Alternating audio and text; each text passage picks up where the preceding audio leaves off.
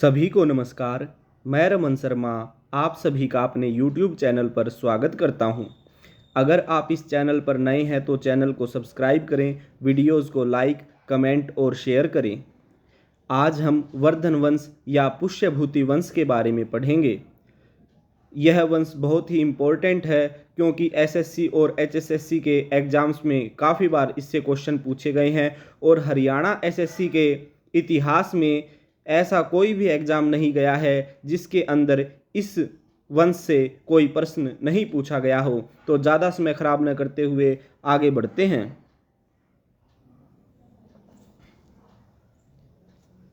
वर्धन वंश या पुष्यभूति वंश। तो सबसे पहला क्वेश्चन बनता है, वर्धन वंश का संस्थापक कौन था? तो वर्धन वंश का संस्थापक पुष्यभूति था और पुष्यभूति ने वर्धन वंश की स्थापना की थी। उसके नाम पर ही वर्धन वंश को पुष्यभूति वंश भी कहते हैं। नेक्स्ट क्वेश्चन बनता है, वर्धन वंश की राजधानी क्या थी? तो वर्धन वंश की राजधानी थानेश्वर थी और थानेश्वर को वर्तमान में थानेसर कहा जाता है और थानेसर हरियाणा के कुरुक्षेत्र में है।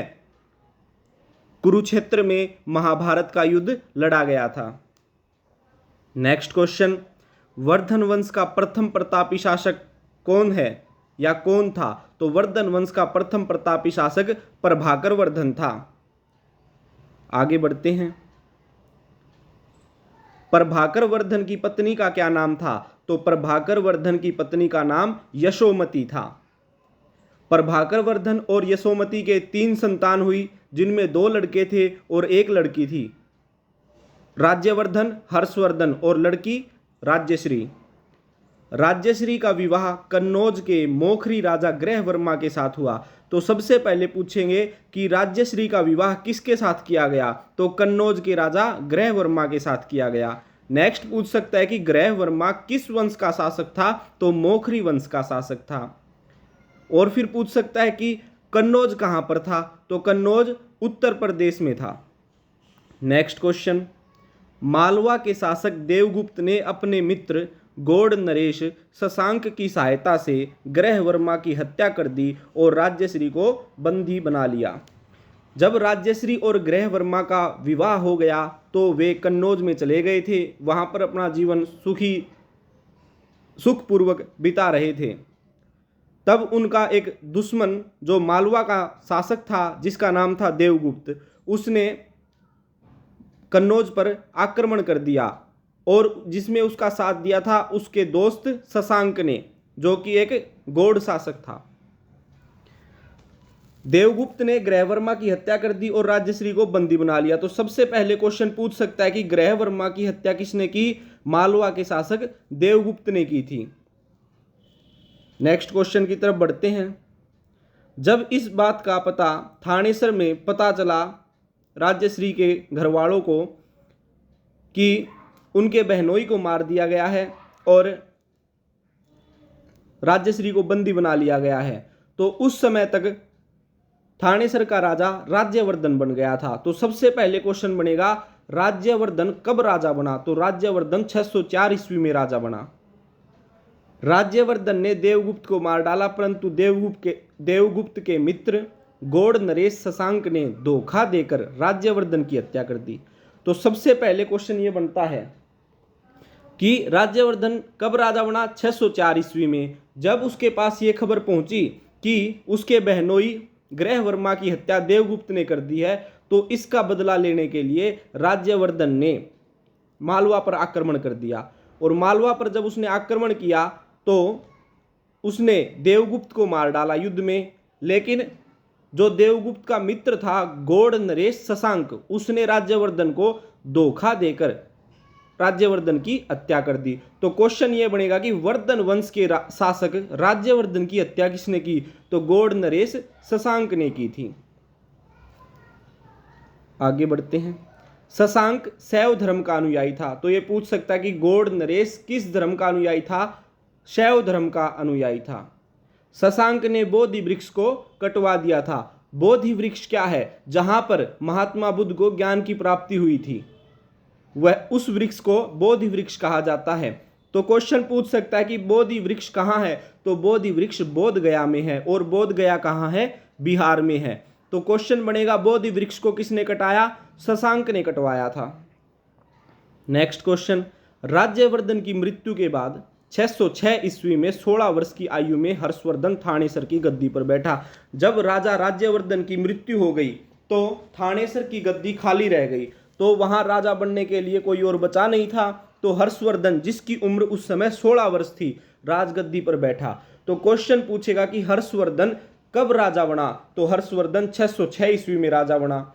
नेक्स्ट क्वेश्चन पूछेगा हर्षवर्धन किस आयु में राजा बना? तो हर्षवर्धन 16 वर्ष की आयु में राजा बना था। अब हर्षवर्धन अपने भाई की मृत्यु का बदला लेने के लिए आक्रमण करता है और अपनी बहन को खोजने के लिए निकलता है। भाई बहन के प्यार का सबसे अच्छा उदाहरण अगर इतिहास में देखा जाए तो हर्षवर्धन और राज्यश्री का मिलता है। हर्षवर्धन ने गौड़ राजा शशांक को पराजित करके कन्नौज पर अधिकार कर लिया।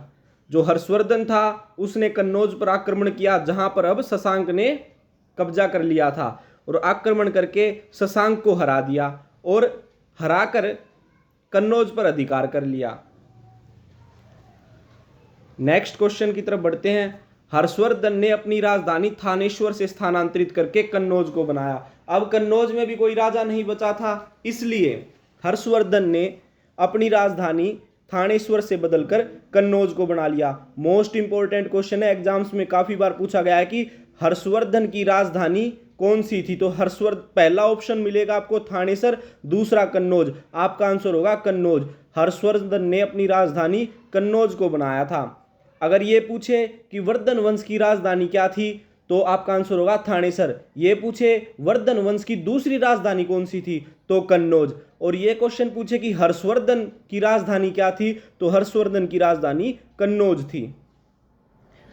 जब हर्षवर्धन ने कन्नौज पर अधिकार कर लिया तो उसके बाद हर्षवर्धन दिग्विजय के लिए निकला और दक्षिण भारत की तरफ बढ़ने लगा, और वहां पर उसका सामना पुलकेशिन द्वितीय से हुआ, और पुलकेशिन द्वितीय और हर्षवर्धन के बीच नर्मदा नदी के तट पर युद्ध हुआ था, जिसमें हर्षवर्धन हार गया था।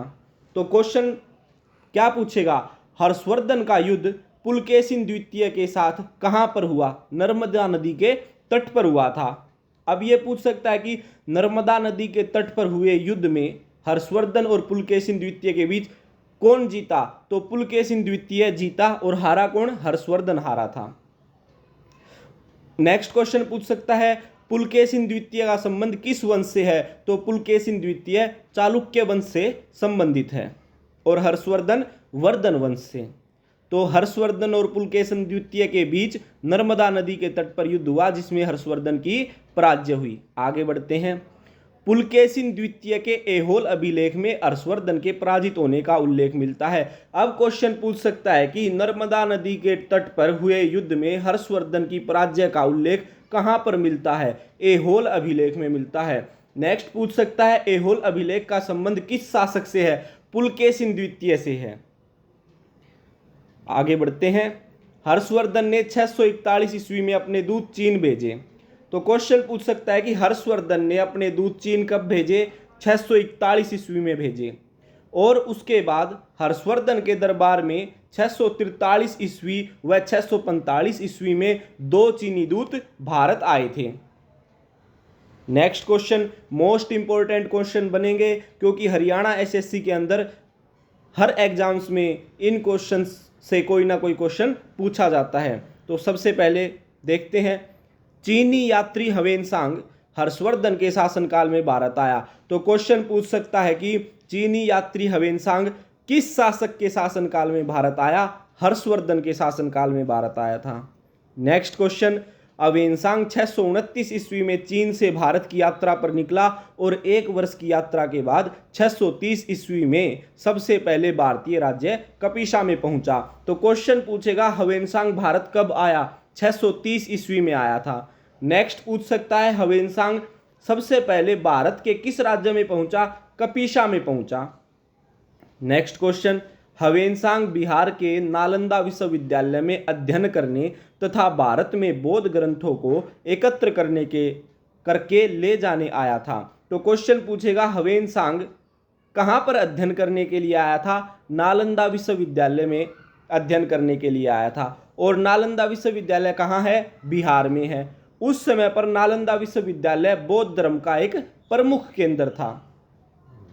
आगे बढ़ते हैं। नालंदा विश्वविद्यालय बौद्ध दर्शन के लिए प्रसिद्ध था, इस बारे में हम बात कर चुके हैं। ह्वेनसांग के अध्ययन के समय नालंदा विश्वविद्यालय का कुलपति कौन था? मोस्ट इंपोर्टेंट क्वेश्चन है। आचार्य शीलभद्र ह्वेनसांग के अध्ययन के समय नालंदा विश्वविद्यालय के कुलपति थे। नेक्स्ट क्वेश्चन, ह्वेनसांग ने बुद्ध की प्रतिमा के साथ साथ सूर्य व शिव की प्रतिमाओं का भी पूजन किया था। मोस्ट इंपोर्टेंट क्वेश्चन है। ह्वेनसांग ने बुद्ध की प्रतिमा के साथ साथ किन देवताओं की पूजा की थी? सूर्य और शिव की प्रतिमा की पूजा की थी। नेक्स्ट क्वेश्चन की तरफ बढ़ते हैं। सीयू की पुस्तक का रचनाकार कौन है? ह्वेनसांग। ह्वेनसांग ने सीयू की पुस्तक लिखी थी। और जो सीयू की पुस्तक है उसमें ह्वेनसांग ने 138 देशों का विवरण दिया है। तो क्वेश्चन पूछ सकता है कि ह्वेनसांग द्वारा रचित सीयू की पुस्तक में कितने देशों का विवरण है? तो 138 देशों का विवरण है। नेक्स्ट क्वेश्चन, ह्वेनसांग भारत में 15 वर्षों तक रहा और 645 ईस्वी में चीन लौट गया। तो क्वेश्चन पूछेगा कि ह्वेनसांग भारत में कितने वर्षों तक रहा? 15 वर्षों तक। नेक्स्ट पूछेगा ह्वेनसांग भारत से चीन कब लौटा? 645 ईस्वी में लौटा। नेक्स्ट क्वेश्चन, चीनी यात्री ह्वेनसांग से मिलने के बाद हर्षवर्धन ने बौद्ध धर्म की महायान शाखा को आश्रय प्रदान किया। तो क्वेश्चन बनेगा हर्षवर्धन ने बौद्ध धर्म की किस शाखा को आश्रय प्रदान किया? महायान शाखा को प्रदान किया। चीनी यात्री ह्वेनसांग ने हर्षवर्धन को शीलादित्य के नाम से संबोधित किया। तो क्वेश्चन बनता है कि चीनी यात्री ह्वेनसांग ने हर्षवर्धन को अपने रचनाओं में क्या कहा है? शीलादित्य कहा है। या पूछ सकता है कि शीलादित्य नाम से किस भारतीय शासक को जाना जाता है? हर्षवर्धन को जाना जाता है। मोस्ट इंपोर्टेंट क्वेश्चन है, काफी बार एग्जाम्स में पूछा जा चुका है। नेक्स्ट, हर्षवर्धन के समय में प्रयाग में प्रत्येक 5 वर्ष में एक धार्मिक आयोजन मोक्ष परिषद का आयोजन किया जाता था। तो अब क्वेश्चन बनेगा कि हर्षवर्धन के समय में कहां पर धार्मिक आयोजन आयोजित किया जाता था? प्रयाग में किया जाता था। प्रयाग कहां पर है? उत्तर प्रदेश में है। और उस कार्यक्रम का क्या नाम था? मोक्ष परिषद। तो क्वेश्चन बनेगा कि हर्षवर्धन के समय में मोक्ष परिषद आयोजित की जाती थी, वह प्रत्येक कितने वर्षों में आयोजित की जाती थी? 5 वर्षों में की जाती थी। और इन 5 वर्षों में हर्षवर्धन के पास जितनी भी संपत्ति इकट्ठा होती थी वो उस मोक्ष परिषद में उसको दान कर देता था। फिर अगले 5 वर्ष बाद जब मोक्ष परिषद होती थी उसमें फिर वो अपनी सब संपत्ति दान कर देता था। नेक्स्ट, हर्षवर्धन के शासनकाल में 6 बार मोक्ष परिषद का आयोजन किया गया। क्वेश्चन बनेगा कि हर्षवर्धन के शासनकाल में कितनी बार मोक्ष परिषद का आयोजन हुआ? 6 बार हुआ। और नेक्स्ट क्वेश्चन बनेगा चीनी यात्री ह्वेनसांग ने कौन से मोक्ष परिषद में भाग लिया था? तो चीनी यात्री ह्वेनसांग ने 6ठे मोक्ष परिषद में भाग लिया था। अब ह्वेनसांग से संबंधित उसके उपनामों को पढ़ते हैं। तो यात्रियों में राजकुमार किसे कहा गया है? ह्वेनसांग को कहा गया है। नीति का पंडित किसे कहा गया है? ह्वेनसांग को कहा गया है। वर्तमान शाक्य मुनि किसे कहा गया है? ह्वेनसांग को कहा गया है। तीनों मोस्ट इंपोर्टेंट क्वेश्चन हैं, एग्जाम्स में काफी बार पूछे गए हैं। नेक्स्ट क्वेश्चन, हर्षवर्धन ने कश्मीर के शासक से बुद्ध के दंत अवशेष बलपूर्वक प्राप्त किए। तो क्वेश्चन पूछ सकता है कि हर्षवर्धन ने किस शासक से बुद्ध के दंत अवशेष बलपूर्वक प्राप्त किए थे? तो कश्मीर के शासक से प्राप्त किए थे। या फिर क्वेश्चन बनेगा कि हर्षवर्धन ने कश्मीर के शासक से भगवान बुद्ध के किन अवशेषों को बलपूर्वक प्राप्त किया था? बुद्ध के दंत अवशेषों को प्राप्त किया था। आगे बढ़ते हैं। हर्षवर्धन ने 643 ईस्वी में कन्नौज में एक बौद्ध धर्म सम्मेलन का आयोजन किया था, जिसकी अध्यक्षता असोम के शासक भास्कर वर्मन ने की थी। तो क्वेश्चन बनेगा कि हर्षवर्धन ने एक बौद्ध धर्म के सम्मेलन को कहां पर आयोजित किया था? कन्नौज में किया था। नेक्स्ट क्वेश्चन बनेगा हर्षवर्धन ने कन्नौज में एक बौद्ध धर्म सम्मेलन का आयोजन कब किया? 643 ईस्वी में किया। अब क्वेश्चन बन सकता है कि हर्षवर्धन द्वारा कन्नौज में 643 ईस्वी में बौद्ध धर्म सम्मेलन आयोजित किया गया, उसकी अध्यक्षता किसने की थी? तो असोम के शासक भास्कर वर्मन ने की थी। और इस बौद्ध धर्म सम्मेलन को कई इतिहासकार पांचवी बौद्ध धर्म संगति भी कहते हैं। तो हमने 4 बौद्ध धर्म संगतियों के बारे में पढ़ा है, इसे पांचवी बौद्ध धर्म संगति की संज्ञा दी गई है, लेकिन ये पांचवी धर्म बौद्ध संगति नहीं थी। आगे बढ़ते हैं। हर्षवर्धन का दरबारी कवि कौन था? तो हर्षवर्धन का दरबारी कवि बाणभट्ट था। क्वेश्चन पूछ सकता है कि बाणभट्ट किस शासक के दरबार में रहता था? हर्षवर्धन के दरबार में रहता था। और जब हमें यह पता है कि बाणभट्ट एक कवि था, तो बाणभट्ट ने कोई ना कोई पुस्तक भी लिखी होगी या किसी काव्य की रचना की होगी। तो हर्षचरित का रचनाकार कौन है? बाणभट्ट। बाणभट्ट ने हर्षवर्धन के जीवन पर एक पुस्तक लिखी जिसका नाम हर्षचरित रखा गया। तो हर्षचरित का रचनाकार कौन है? बाणभट्ट है। बाणभट्ट ने एक पुस्तक और लिखी जिसका नाम था कादंबरी। तो कादंबरी का रचनाकार कौन है? बाणभट्ट। हर्षचरित, कादंबरी, इन दोनों का रचनाकार बाणभट्ट है। नेक्स्ट क्वेश्चन बनता है बाणभट्ट का गुरु कौन था? तो बाणभट्ट का गुरु भर्चु था। नेक्स्ट क्वेश्चन की तरफ बढ़ते हैं। प्रियदर्शिका का रचनाकार कौन था? हर्षवर्धन। रत्नावली का रचनाकार कौन था? हर्षवर्धन। नागानंद का रचनाकार कौन था? हर्षवर्धन। मोस्ट इंपोर्टेंट क्वेश्चन है, हरियाणा एसएससी के अंदर यानी एचएसएससी के अंदर बहुत बार ये क्वेश्चन पूछे गए हैं। प्रियदर्शिका, रत्नावली और नागानंद, इन तीनों पुस्तकों का रचनाकार हर्षवर्धन है। किंतु ये पुस्तकें हर्षवर्धन ने नहीं लिखी थी। हर्षवर्धन ने एक धावक नाम के लेखक से ये पुस्तकें लिखवाई थी और उसको इनका मूल्य चुकाकर अपने नाम से इनको प्रकाशित करवाया था। तो प्रियदर्शिका, रत्नावली और नागानंद का रचनाकार कौन है? हर्षवर्धन है। नेक्स्ट क्वेश्चन, मधुबन व बांसखेड़ा अभिलेखों में हर्षवर्धन को परम महेश्वर कहा गया है। तो क्वेश्चन बनेगा कि हर्षवर्धन को परम महेश्वर किस अभिलेखों में कहा गया है? तो मधुबन व बांसखेड़ा अभिलेखों में हर्षवर्धन को परम महेश्वर कहा गया है। या पूछ सकता है कि मधुबन व बांसखेड़ा अभिलेखों में हर्षवर्धन को क्या कहा गया है? परम महेश्वर कहा गया है। नेक्स्ट क्वेश्चन और पूछ सकता है कि परम महेश्वर के नाम से कौन सा शासक प्रसिद्ध था? तो हर्षवर्धन था। नेक्स्ट क्वेश्चन, हर्षचरित पुस्तक में सिंचाई के साधन के रूप में तुला यंत्र का उल्लेख मिलता है। तो क्वेश्चन पूछ सकता है कि राजा हर्षवर्धन के समय में सिंचाई के साधन के रूप में किस यंत्र का प्रयोग किया जाता था? तुला यंत्र का प्रयोग किया जाता था। या फिर यह पूछ सकता है कि हर्षचरित पुस्तक में सिंचाई के साधन के रूप में किस यंत्र का उल्लेख मिलता है? तुला यंत्र का उल्लेख मिलता है। आगे बढ़ते हैं। हर्षचरित पुस्तक में प्रांतीय शासक के लिए लोकपाल शब्द का प्रयोग हुआ है। तो क्वेश्चन बन सकता है कि प्रांतीय शासक के लिए लोकपाल शब्द का प्रयोग किस पुस्तक में है? हर्षचरित पुस्तक में है। नेक्स्ट क्वेश्चन कि हर्षचरित पुस्तक में प्रांतीय शासक के लिए किस शब्द का प्रयोग हुआ है? लोकपाल शब्द का प्रयोग हुआ है। नेक्स्ट क्वेश्चन है भारत का अंतिम हिंदू सम्राट कौन था? तो जो भारत का अंतिम हिंदू सम्राट था वो था राजा हर्षवर्धन। राजा हर्षवर्धन का संबंध वर्धन वंश से था, लेकिन ये एक कट्टर हिंदू नहीं था और ना ही इसका पूरे भारत पर अधिकार था। ये वर्धन वंश का जो राज्य था उस पर इनका अधिकार था और ये ना ही कट्टर हिंदू थे, लेकिन इनको भारत का अंतिम हिंदू सम्राट माना जाता है। तो मोस्ट इंपोर्टेंट क्वेश्चन है भारत का अंतिम हिंदू सम्राट कौन था? राजा हर्षवर्धन था। नेक्स्ट क्वेश्चन की तरफ बढ़ते हैं। हर्षवर्धन का प्रधान सचिव कौन था? तो हर्षवर्धन का प्रधान सचिव बंडी था। नेक्स्ट क्वेश्चन, हर्षवर्धन का प्रधान सेनापति कौन था? सिंहनाद था।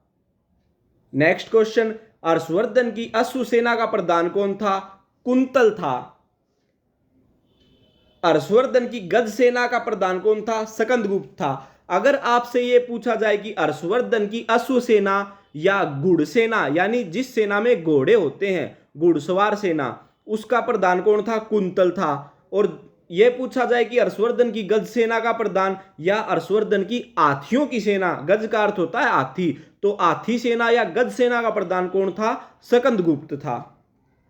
नेक्स्ट क्वेश्चन, हर्षवर्धन के शासनकाल में सूती वस्त्र के निर्माण का प्रसिद्ध केंद्र क्या था? तो हर्षवर्धन के शासनकाल में सूती वस्त्र बनाने का सबसे प्रसिद्ध केंद्र मथुरा था। नेक्स्ट क्वेश्चन की तरफ बढ़ते हैं। हर्षवर्धन की मृत्यु के बाद कन्नौज का राजा कौन बना? तो हर्षवर्धन की मृत्यु के बाद कन्नौज का राजा यशोवर्मा बना था। नेक्स्ट क्वेश्चन, यशोवर्मा का दरबारी कवि कौन था? वाकपति था। या क्वेश्चन पूछ सकता है कि वाकपति किस राजा के दरबार में रहता था? यशोवर्मा के दरबार में रहता था। और यशोवर्मा कहां का शासक था? कन्नौज का शासक था। नेक्स्ट क्वेश्चन, यशोवर्मा ने 731 ईस्वी में बुद्धसेन या पुटासीन को चीन के शासक के पास अपना राजदूत बनाकर भेजा था। तो क्वेश्चन ये पूछ सकता है कि किस शासक ने बुद्धसेन को या पुटासीन को चीन के शासक के पास अपना राजदूत बनाकर भेजा? यशोवर्मा ने भेजा था। ये टाइपिंग में मिस्टेक है, यहाँ यथावर्मन की जगह यशोवर्मा आएगा।